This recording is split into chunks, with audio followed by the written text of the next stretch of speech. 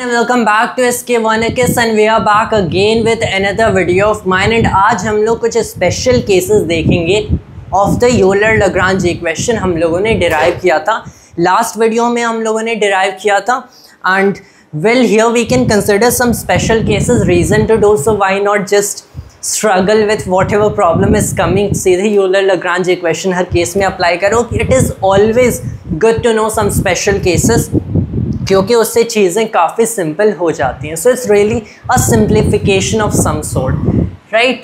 तो Euler Lagrange equations है क्या? Here we are considering only one variable, एक कर्व है y एंड सिर्फ एक कर्व को हम लोगों ने स्टेशनरी बनाया, नॉट स्टेशनरी बनाया, माय अपॉलॉजीज। एक कर्व है जिसको थोड़ा सा इन्फिनिटेसिमली वैरी कराया जा रहा है, लेकिन उसका एक फंक्शन है जिसका एक इंटीग्रल है, उसमें कोई चेंजेस नहीं आ रही हैं। इसका मतलब क्या? इसका मतलब वो फंक्शन जो कि इस कर्व का फंक्शन है एंड इस कर्व का एंड इस कर्व के डेरिवेटिव वाले कर्व का एंड जिस पैरामीटर पे ये कर्व डिपेंड करता है उसका एक फंक्शन है। तो ये कुछ एक ऐसा इक्वेशन फॉलो करेगा। सो टू राइट मैथमेटिकली जो भी मैंने बोला है, we have this equation for delta integral 1 to 2, क्योंकि फिक्स्ड एंड पॉइंट्स कंसिडर किए जा रहे हैं। We have f of y of x, y dot of x and x itself d x equals 0। Infinitesimal changes किए जा रहे हैं, लेकिन फिर भी आपको पता चला कि इसका ये जो टोटल फंक्शन है उसका ये इंटीग्रल में कोई वेरिएशन नहीं आता है। इन दैट केस ये फंक्शन इस यूलर-लैग्रांज इक्वेशन को फॉलो करेगा। मे बी इसकी एक जनरलाइजेशन टू मोर कर्व्स, तो यहाँ पे एक y ऑफ x हो गया, फिर एक z ऑफ x होगा, फिर कोई वेल थीटा ऑफ x होगा। ऐसे कई सारे कर्व भी हो सकते हैं। We might consider in some other video, not right now, only one curve right here. तो पहला तो एक स्पेशल केस हो गया काफ़ी सिंपल वाला कि f ये जो है ये सिर्फ है एक फंक्शन ऑफ y ऑफ x एंड x इटसेल्फ, ये सिर्फ इन्हीं दोनों टर्म्स का फंक्शन है। अब देखो अगर ये यहाँ पे x हो भी ना तो भी y ऑफ x and y dot of x की वजह से f चेंज करेगा जब x चेंज करेगा। But when I am writing x here, so I mean कि x पे ये एक्सप्लिसिटली डिपेंड करता है, डायरेक्टली डिपेंड करता है। अगर यहाँ पे x ना हो मतलब x पे ये इनडायरेक्टली डिपेंड करता है एंड x इस इक्वेशन में इम्प्लिसिटली प्रेजेंट है through y's and through y dots. And when it is really written here by that I mean ये एक्सप्लिसिटली भी x पे डिपेंड करता है। सो एक ऐसा केस होगा जब ये सिर्फ y ऑफ x एंड x पे डिपेंड करेगा। In that case you can clearly see कि ये पूरा टर्म 0 हो गया and we have partial df over dy dot over dy equals 0। A really simple differential equation, right? So in that case f is basically a constant that you would find right here, or at least it is not even a function of y at this point, it is a function of x only. Does that even make sense? Does that even make any sense कि यहाँ पे तब तो यहाँ पे हमारे पास जो integral में ये टर्म है this has to be not a function of y dot, considering जो स्पेशल केस हम लोगों ने कंसिडर किया है, बट इसका पार्शियल y डेरिवेटिव 0 है। इसका मतलब क्या कि ये y पे भी डिपेंड नहीं करता है। तो अगर y डॉट पे कोई डिपेंडेंस नहीं है मतलब y पे भी कोई डिपेंडेंस नहीं है। The opposite is not true by the way. So in that case ये सिर्फ सिंपली x का एक फंक्शन है which is not very interesting to us. So in that case we can just even toss this problem aside, क्योंकि ऐसे I don't think कि ऐसे कोई भी काइंड के प्रॉब्लम्स मिलेंगे वे तो you won't find them as often. So this is something that is of trivial use to us or interest to us. यहाँ पे मेन जो हमारे पास दो स्पेशल केसेस जो कि काफ़ी ज़्यादा राइज करेंगे in physics. Here you have कि ये सिर्फ डिपेंड करता है, this only depends on y dot of x and x itself. In that case भी हमें पता है कि एक सिंपल इक्वेशन में इस चीज़ को समराइज़ किया जा सकता है, इस यूलर-लैग्रांज इक्वेशन को। What is that? वेल ये टर्म 0 हो गया क्योंकि सिर्फ अब ये y डॉट ऑफ x पे डिपेंड करता है एंड x पे डिपेंड करता है, मतलब ये partial df of D over dy 0 हो गया, so this term has to also be 0.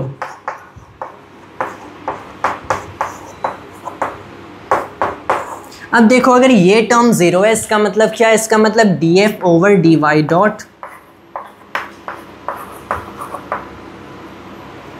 एक कांस्टेंट है.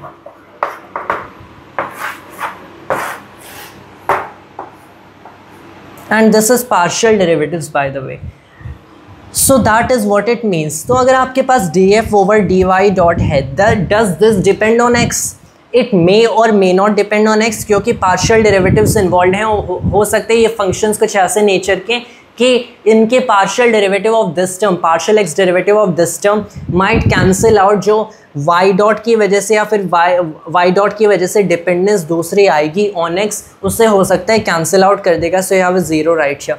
This does not really mean कि ये x पे डिपेंड नहीं करता है, क्योंकि x पे ऑब्वियसली डिपेंड करता है by what we have considered here. ये यहाँ पे x पे डिपेंड करता है एंड इम्प्लिसिटली भी तो x पे नेसेसरीली डिपेंड करता है, क्योंकि आपको एक पैरामीटर चाहिए to actually regulate these curves, right.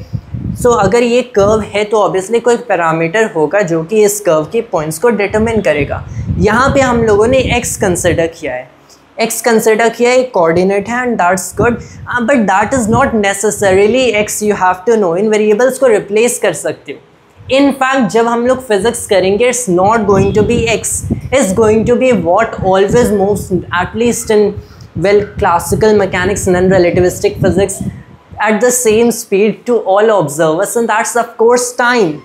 तो जब हम लोग फिजिक्स करेंगे तो यहाँ पे x नहीं बल्कि इन सारे कर्व्स को टाइम का पैरामीटर, टाइम के कर्व्स कंसिडर करेंगे and time will be the parameter in those cases.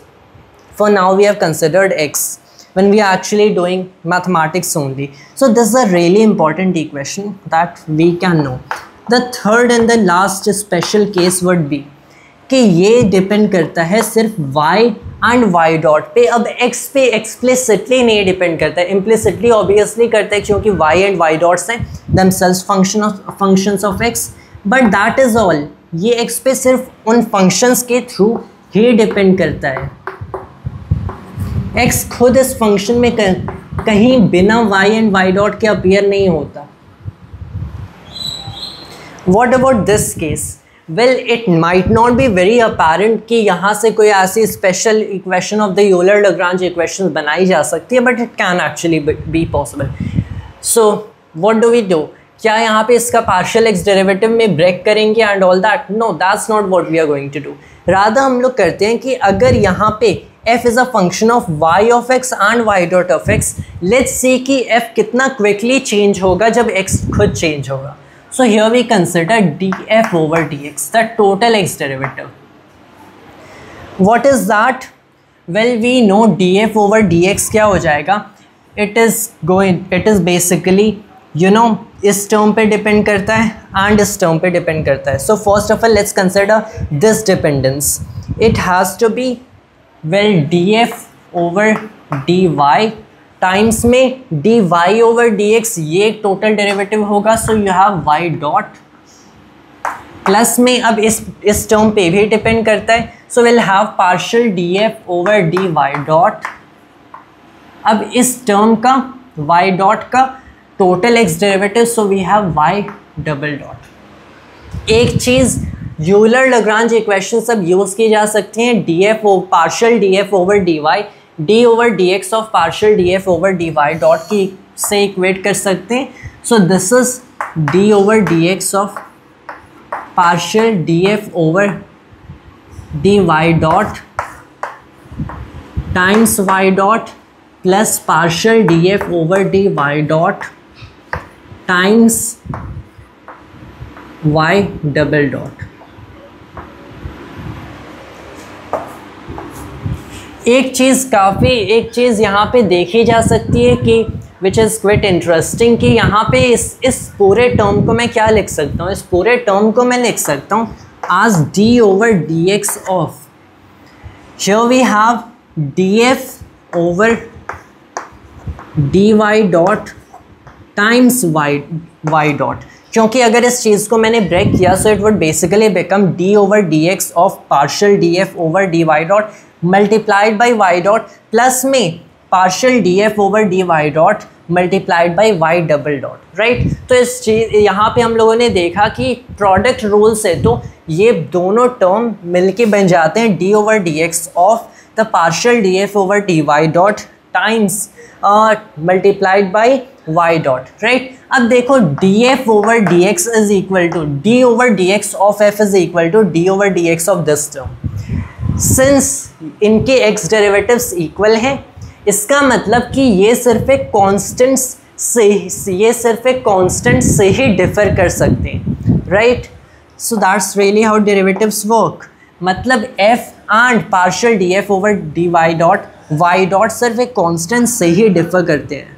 So here you have f minus partial d f over d y dot. मैं वाई डॉट को यहाँ पे लिख देता हूँ to make it more clear. F minus y dot times partial d f over d y dot equal constant. And now this equation is actually very useful जब आप variation calculus के problem solve करोगे physics में। So you have a physics problem जहाँ पे variation calculus use होता है where you have to make the Euler Lagrange equations. तो instead of using the Euler Lagrange equations as in this, पहले यहाँ पे देखो डिफरेंस क्या आता है। डिफरेंस ये आता है कि यहाँ पे पहले आपको इसका वाई डेरिवेटिव इवैल्यूएट करना पड़ेगा, पार्शियल ऑफ कोर्स। फिर आपको इसका y dot partial derivative evaluate करना पड़ेगा एंड फिर वाई डॉट वाला जो डेरिवेटिव इवैल्यूएट किया उसका एक्स डेरिवेटिव इवैल्यूएट करना होगा।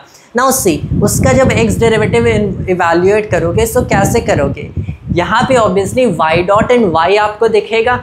तो यू हैव टू से कि जब इसका एक्स डेरिवेटिव डिस्पाइट दैट इस केस में पार्शियल एक्स डेरिवेटिव ज़ीरो हो जाएगा, but then what you would have to do is कि यहाँ पे कंसिडर करना पड़ेगा दैट यू हैव y इस टर्म में प्रेजेंट है। So you are going to first of all evaluate its y derivative, partial y derivative, multiply by that by y dot, then you are going to evaluate its now partial y dot derivative, again multiply that by y double dot, then minus partial d f over d y, then equal to zero जो भी term मिलेगा and you have to struggle through all that algebra. लेकिन if you just consider this special case, हम लोगों ने ये consider कर लिया कि it is a function of y x and y dot of x only and it is literally the same thing जिसकी मैं यहाँ पे बात कर रहा हूँ, जिसमें इतना स्ट्रगल करना पड़ सकता है। And you know this equation, all you have to do is एक डेरिवेटिव इवैल्यूएट करना पड़ा, इसका पार्शियल वाई डॉट डेरिवेटिव, उससे वाई डॉट से खुद मल्टीप्लाई कर दो and then you say that f minus this term equals a constant.